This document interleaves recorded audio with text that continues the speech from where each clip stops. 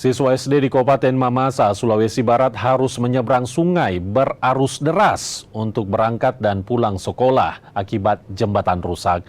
Saat menyeberangi sungai, mereka digendong guru dan Babin Kamtibmas setempat.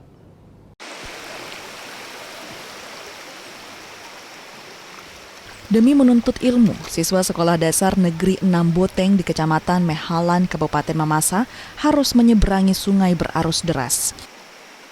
Ini dilakukan lantaran jembatan gantung sepanjang 30 meter yang menjadi akses satu-satunya rusak dan tidak dapat dilalui.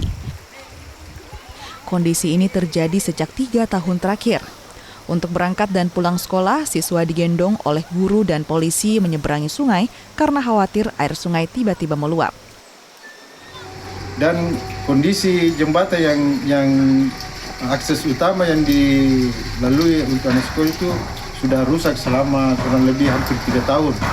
Dan anak sekolah pun dalam menyeberangi sungai ini hampir kurang lebih 3 tahun.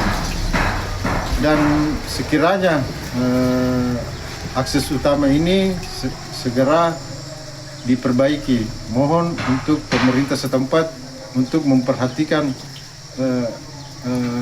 akses jalan tersebut agar dapat dilalui oleh anak sekolah. Sejak jembatan rusak, siswa diliburkan saat musim hujan dan arus Sungai Boteng meluap.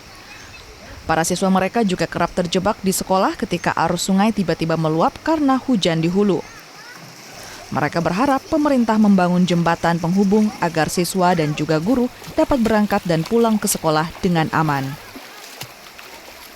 Edwin Arwan Pitu, Kompas TV, Polewali Mandar, Sulawesi Barat.